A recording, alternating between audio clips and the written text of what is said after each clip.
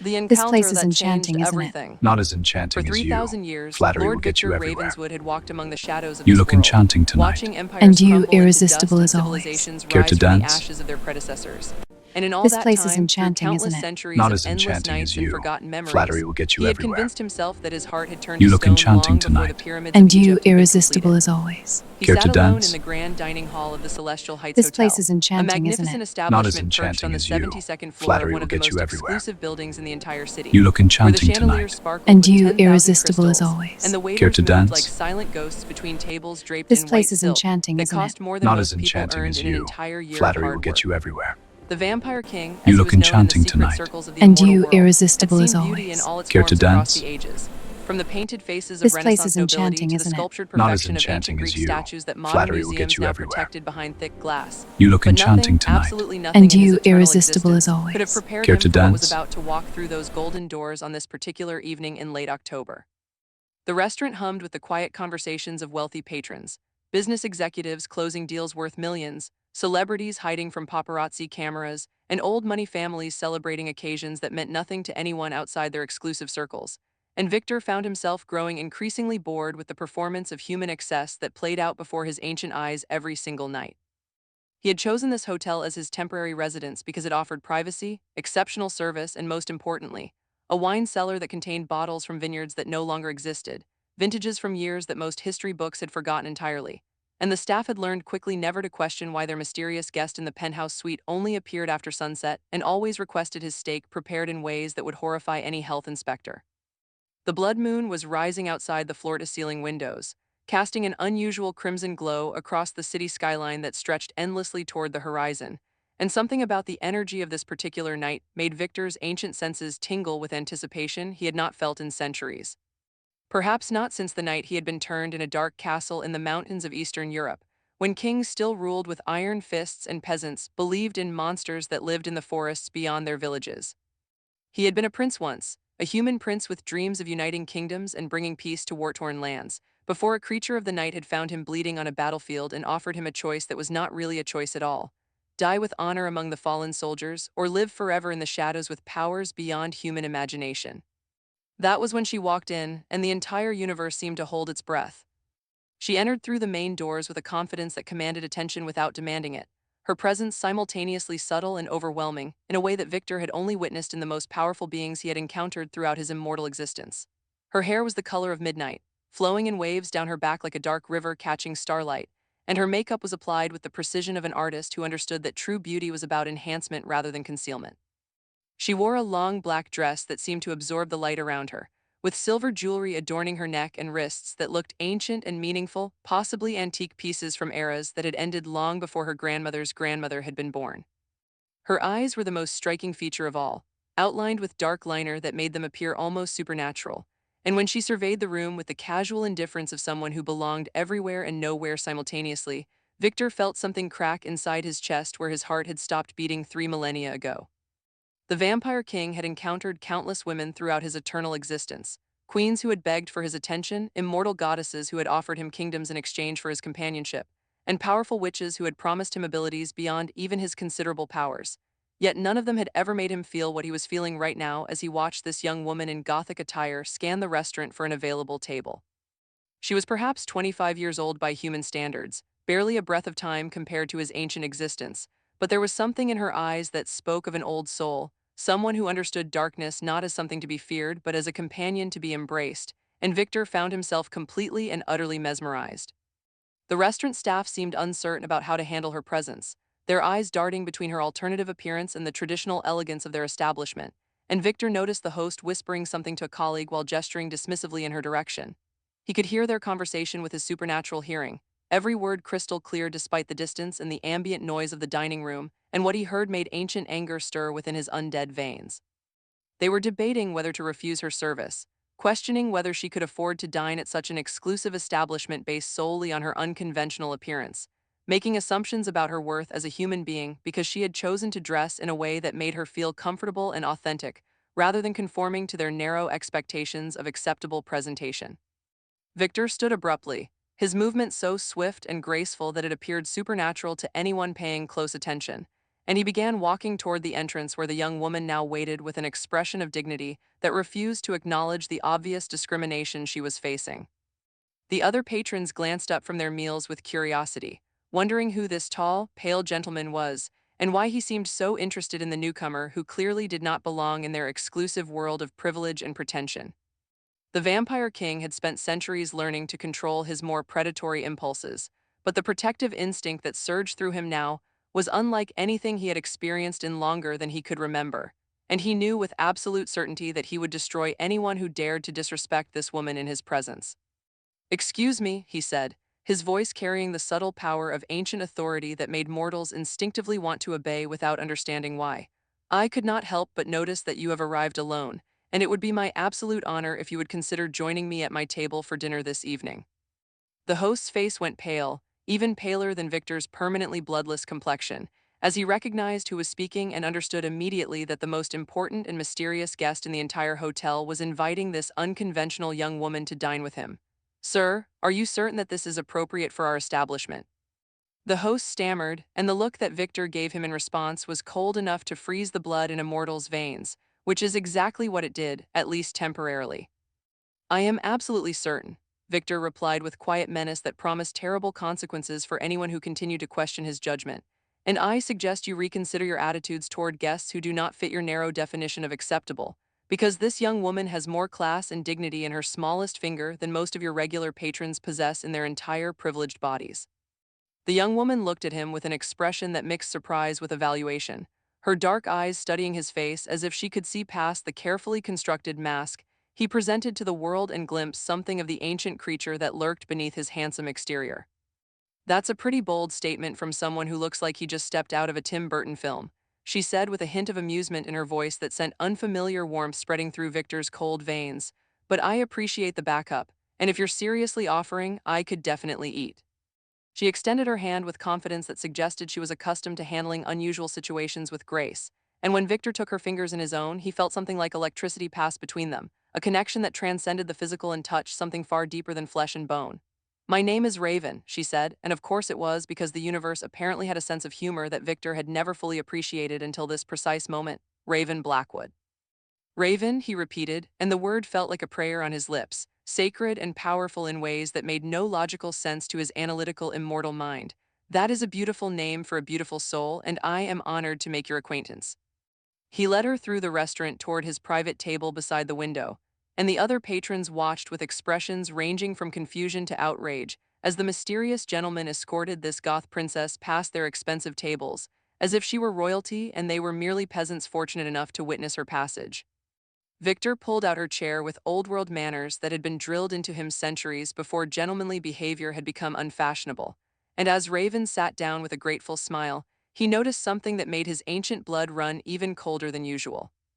A small tattoo on her inner wrist, partially hidden by her silver bracelet, depicting a symbol that he recognized immediately as a mark that had not been used in over 500 years, a mark that belonged to a society he had believed extinct, a mark that changed absolutely everything he thought he knew about this encounter and this remarkable young woman sitting across from him with amusement dancing in her dark, beautiful eyes. The evening progressed in ways that Victor had never anticipated, with conversation flowing between them as naturally as water finding its path downhill, covering topics ranging from philosophy and art to music and literature, and he discovered that Raven possessed an intellect that would have impressed scholars from any era he had lived through. She worked as a mortician's assistant. She explained with the casual ease of someone comfortable with death in ways that most humans never achieved, and she spent her free time creating dark poetry and painting portraits that explored the beauty hidden within shadows and endings. "Most people think I'm morbid," she said with a shrug that suggested she had stopped caring about most people's opinions long ago, "but I think there's something beautiful about accepting the darkness instead of running from it. You know, like the night isn't something to fear, it's just a different kind of light." Victor stared at her across the candlelit table, this remarkable young woman who spoke about darkness like a friend rather than an enemy, and he felt the walls around his ancient heart beginning to crumble in ways he had believed impossible. "You have no idea," he said softly, "how refreshing it is to meet someone who understands that truth." The evening stretched into night, and night began its slow surrender to the approaching dawn, and Victor realized with growing concern that he had been so absorbed in conversation with Raven that he had nearly forgotten about the rising sun that would reduce him to ashes if he failed to seek shelter in time. I must confess something to you, he said, and his voice carried a vulnerability that he had not allowed himself to feel in longer than most civilizations had existed. Something that may change how you see me, something that. But before he could finish his confession, the restaurant's lights flickered violently, and three figures materialized from the shadows between one heartbeat and the next, dressed in black tactical gear and carrying weapons that glowed with supernatural energy that made Victor's skin burn just from proximity. Lord Ravenswood, the leader announced with cold authority that suggested long experience hunting creatures like him, by order of the Sacred Council, you are hereby sentenced to final death for crimes against humanity spanning 3,000 years, and this time there will be no escape. Raven's eyes went wide as she looked from the hunters to Victor, understanding dawning on her face with a speed that suggested she was far more informed about the supernatural world than any normal human should be. And when she reached for the ancient symbol around her neck that he had somehow failed to notice earlier, Victor realized that this encounter had never been coincidence. "Oh no," Raven whispered, and for the first time her confident composure cracked to reveal genuine fear and something that looked terrifyingly like guilt. "They weren't supposed to find you yet. I wasn't supposed to. Oh God, what have I done?" Secrets in the shadows. The Sacred Council hunters stood in formation around the table, where moments ago love had been blooming between two souls that should never have connected, and the leader's weapon hummed with an energy that promised true death rather than mere inconvenience for any immortal unfortunate enough to feel its touch. Victor's mind raced through countless possibilities, calculating escape routes and combat strategies that had been refined over 3,000 years of survival, but his attention remained fixed on Raven's face, searching for answers in her expression that shifted between terror, guilt, and something that looked almost like desperation as she realized the magnitude of what was happening around her. "Stand down, Lord Ravenswood," the lead hunter commanded, his voice carrying the flat certainty of someone who believed absolutely in his mission and the righteousness of his cause. "Resistance will only extend your suffering before the inevitable end, and there is no escape from judgment that has been delayed for far too long already." The other diners in the restaurant sat frozen in shock, their expensive meals forgotten as they witnessed a confrontation that their rational minds could not process. Supernatural creatures and ancient hunters clashing in what should have been a normal evening of pretentious dining and social climbing. Victor rose slowly from his chair, placing himself between the hunters and Raven with protective instinct that surprised even himself. Because despite the revelation that she had somehow been involved in leading these executioners to him, he could not bring himself to abandon her to whatever consequences might follow if he simply fled into the night and left her to face these dangerous people alone.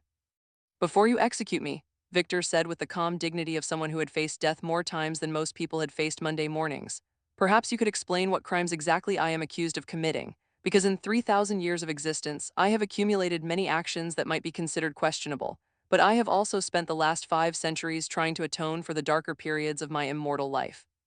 The lead hunter's expression flickered with something that might have been uncertainty, just for a moment before professionalism reasserted control, and Raven seized that moment of hesitation to step forward with a determination that transformed her entire presence from frightened participant to someone prepared to fight for what she believed was right. "Marcus, wait," Raven said, and her voice carried authority that suggested she held significant rank within whatever organization these hunters represented. "Something isn't right about this mission, about everything we were told, and I need you to give me time to understand what's actually happening before we make a mistake that cannot be undone." The hunter called Marcus turned toward her with frustration and betrayal warring across his weathered features, clearly conflicted between his duty to follow orders and his apparent respect for this young woman who dressed like darkness itself, had chosen her as its favorite canvas. "Raven, you were sent here specifically to locate and confirm the target," Marcus replied, and each word landed like a stone in the suddenly silent restaurant. "The Council trusted you with this assignment because of your family's legacy and your proven dedication to our cause, and now you're asking me to ignore centuries of documented evidence against one of the most dangerous creatures ever to walk this earth." Raven's hands trembled as she reached up to remove the necklace she wore, the ancient symbol that Victor now recognized as belonging to the Order of the Crimson Dawn, a secret society that had hunted his kind since before the fall of Rome and had been responsible for the destruction of countless immortals throughout recorded history. "My family's legacy," she repeated bitterly, and tears began forming in her dark-lined eyes as emotions she had been suppressing finally broke through her carefully constructed composure. "You mean the legacy of blind hatred and killing without questioning whether the creatures we hunt actually deserve destruction? The legacy that murdered my mother when she dared to suggest that maybe, just maybe, not all supernatural beings are evil." The revelation hit Victor like a physical blow, understanding flooding through him as puzzle pieces clicked into place with terrible clarity, and he suddenly comprehended why this remarkable young woman had seemed so different from the beginning, why her soul had called to his across a crowded room filled with ordinary people. The hunters exchanged uncertain glances as Marcus struggled to maintain control of a situation that was rapidly spinning beyond his expectations, and Victor used their momentary distraction to assess the tactical situation with the cold precision of a predator who had survived longer than any of his kind. There were 3 hunters visible, all carrying blessed weapons capable of causing true death to immortals, but his supernatural senses detected at least 2 more positioned outside the restaurant, probably covering potential escape routes through the kitchen and the emergency stairwell that led to the roof.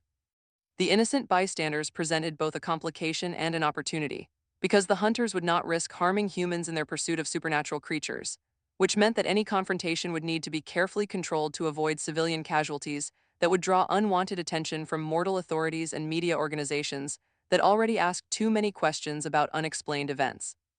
Your mother was Alina Blackwood, Victor said quietly, and recognition transformed Raven's expression from confusion to shock as she realized that he knew exactly who her mother had been and what her death had meant to the delicate balance between the supernatural and mortal worlds.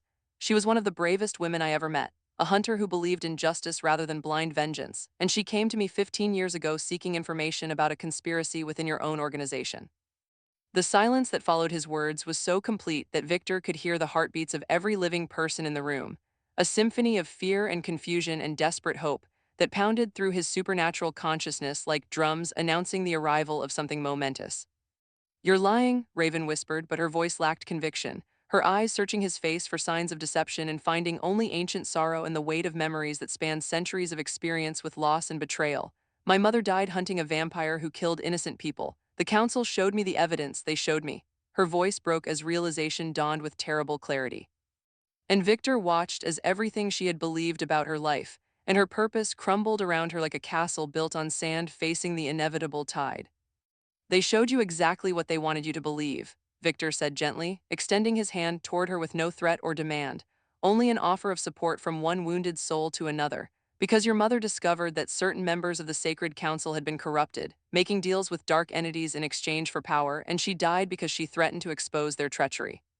Marcus stepped forward, his weapon raised threateningly, but uncertainty had infected his movements like a disease eating away at his confidence and his faith in the mission he had dedicated his life to executing. "Lord Ravenswood is a master manipulator," Marcus said, but his words sounded rehearsed rather than genuine, memorized warnings about enemy tactics that suddenly seemed inadequate in the face of the raw emotion playing across Raven's face.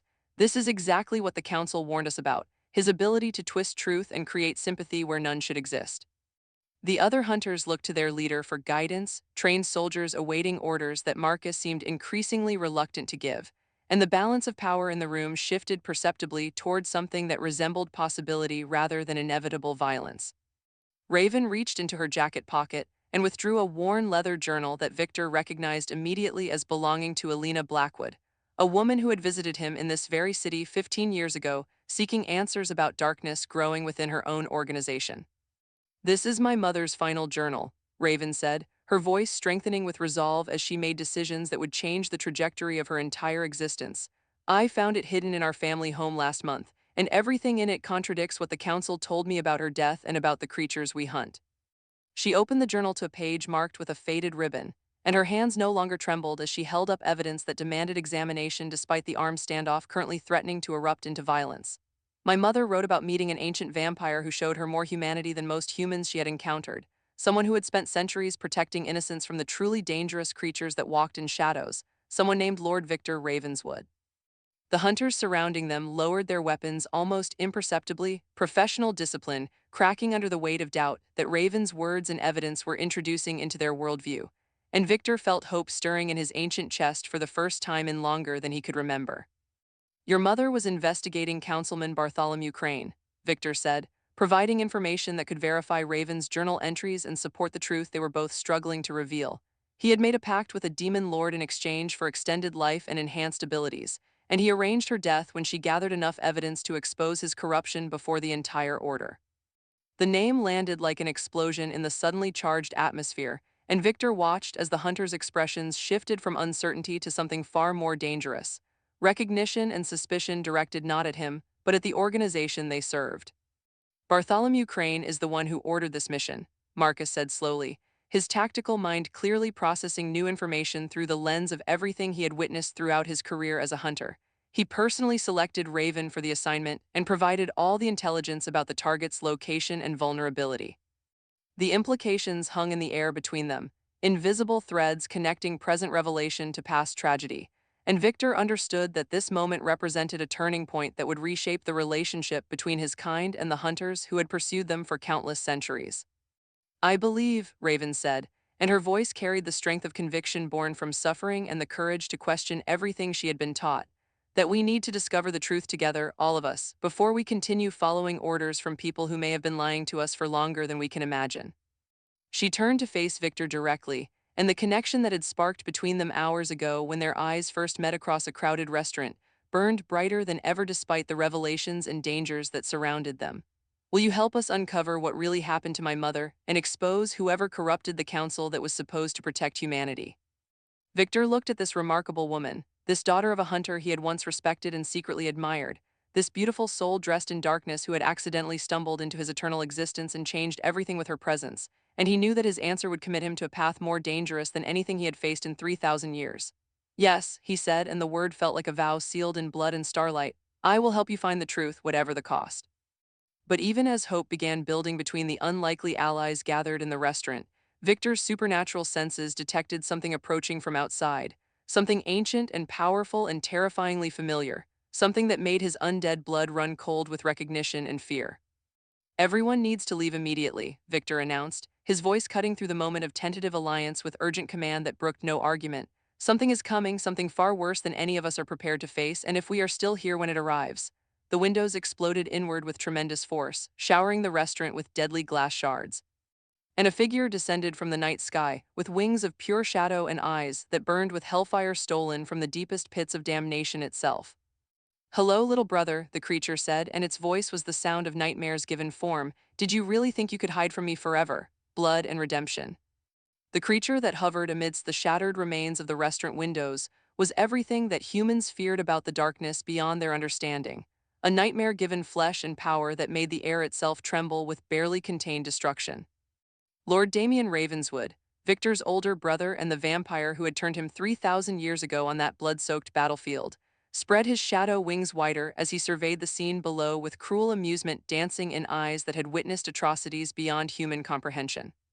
The hunters raised their weapons with professional determination despite the obvious terror that made their hands shake and their heartbeats thunder in their chests, and Raven moved closer to Victor with an instinct that spoke to the bond forming between them regardless of the chaos threatening to consume everything around them.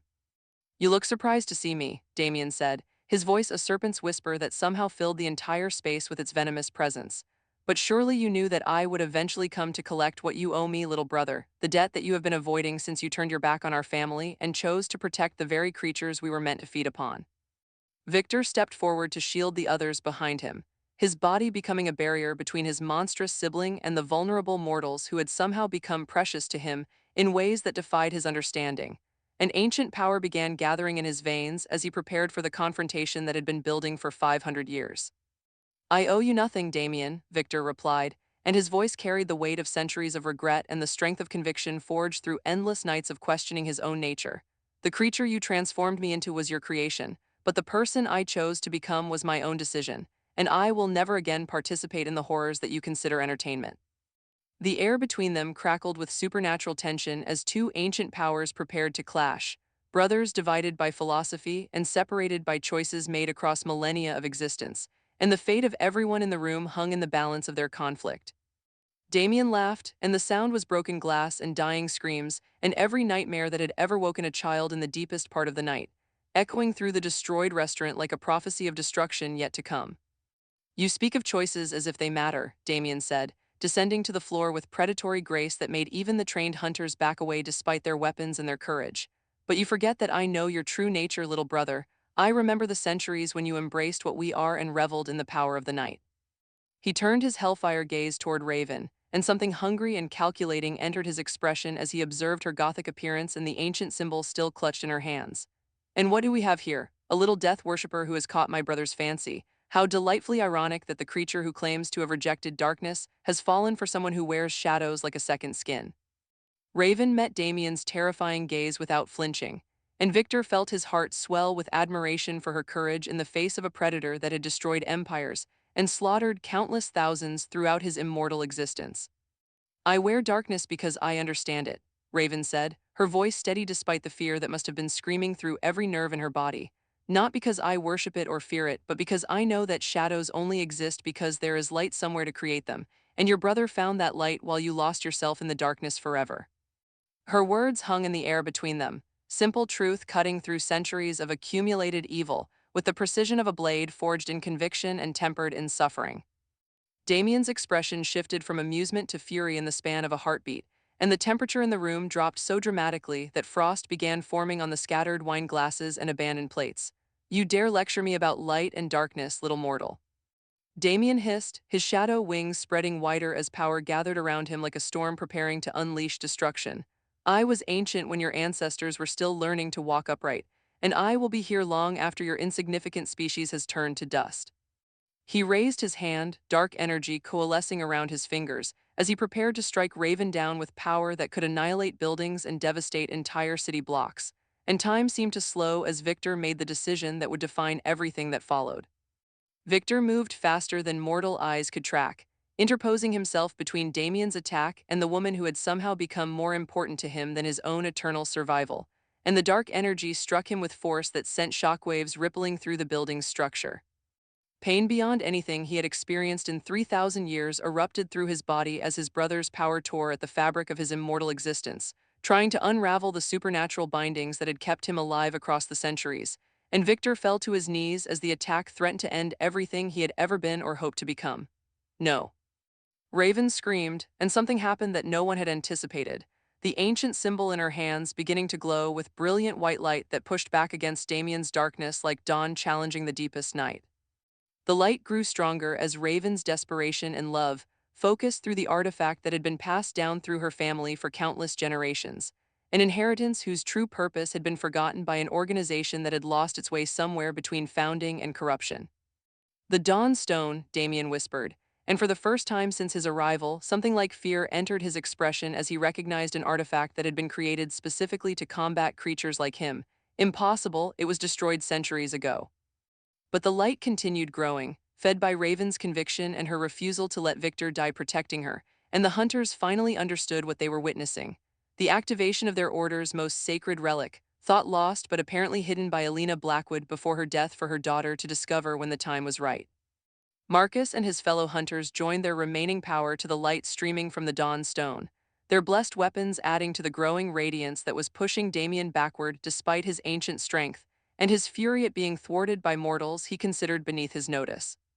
"This is not over," Damian snarled, his form beginning to waver as the combined light forced him to retreat toward the shattered windows. "You cannot protect them forever, little brother, and when you fail, when your precious mortals disappoint you as they always eventually do, I will be waiting in the darkness." With a final scream of rage that shattered every remaining piece of glass in the building, Damian dissolved into shadows that scattered into the night sky, fleeing from the power that had temporarily overwhelmed his darkness. Victor collapsed completely, the damage from his brother's attack having drained nearly everything from his immortal reserves, and Raven rushed to his side with the Dawn Stone still glowing softly in her hands, as if aware that the danger had passed but vigilance remained necessary. "Stay with me," she pleaded, cradling his head in her lap as tears streamed down her face and mixed with the dust and debris that covered everything around them. "Please, Victor, you cannot die, not now, not when we have only just found each other." The Vampire King looked up at her with eyes that held more humanity than most mortals ever achieved, and he managed a weak smile despite the pain that continued ravaging his damaged body. "I am not dying," Victor said quietly, his voice a shadow of its former strength but still carrying the ancient depth that had first captivated Raven when they met just hours ago in this same restaurant. "But I am weak, weaker than I have been in centuries, and I need time to heal." Marcus knelt beside them, his weapon holstered and his expression carrying respect that had replaced the suspicion he had arrived with, and the other hunters gathered around in a protective circle that spoke to alliances formed in the heat of shared battle against common enemies. "The council will want answers about tonight," Marcus said, but his voice carried resolve rather than threat, suggesting that he intended to provide answers that might not match whatever lies Bartholomew Crane had been spreading. "And I intend to give them truth, starting with evidence of corruption that has apparently been festering in our leadership for far too long." He placed a hand on Raven's shoulder with the gentle familiarity of someone who had known her since childhood, perhaps a mentor or friend of her mother's who had watched over her throughout the years. Your mother would be proud of you tonight, Marcus continued, and his words made fresh tears spill from Raven's dark-lined eyes. She always believed that our purpose was protecting innocence rather than destroying anything we didn't understand, and you have honored her memory more than any hunt ever could. The following months brought changes that rippled through both the supernatural and mortal worlds, exposing corruption that had been hidden for centuries and forcing both sides to reconsider relationships that had been defined by fear and violence for far too long. Bartholomew Crane was discovered and judged by the order he had betrayed, his demonic patron unable or unwilling to protect him from the righteous fury of hunters who had finally awakened to the truth about their corrupted leader. Victor recovered slowly, fed, and protected by allies who had once been enemies, and his relationship with Raven deepened into something that transcended the boundaries between mortal and immortal, alive and undead, darkness and light. They stood together on the balcony of the Celestial Heights Hotel, restored and reopened after the damage from Damian's attack, watching the sunset paint the sky in colors that Victor had not truly appreciated in 3,000 years. You know that my brother will return, Victor said, and the words carried weight but not fear, because he had discovered something more powerful than any darkness his sibling could conjure, and the fight ahead will be longer and harder than anything we faced tonight. Raven took his hand in hers, the dawn stone hanging around her neck as a reminder of legacies and responsibilities that stretched across generations, and she smiled with the confidence of someone who had found her purpose. Good thing we have forever to prepare, she said, and when she kissed him beneath the fading sun, Victor understood finally that his eternal existence had been waiting for this moment, this woman, this love that had found him in the most unexpected place. The Vampire King and his Goth Queen stood together against the approaching night, knowing that challenges awaited but no longer afraid, because they had discovered the truth that would guide them through whatever darkness lay ahead. That light and shadow were not enemies but partners in the dance of existence, and that love was the most powerful force in any universe, strong enough to redeem even the most ancient of monsters and beautiful enough to transform fear into hope. The story of Lord Victor Ravenswood and Raven Blackwood had only just begun, and somewhere in the shadows, Damian waited and plotted and prepared for the next confrontation, unaware that his little brother had finally found something worth fighting for, something worth dying for, something that made forever feel like not nearly enough time.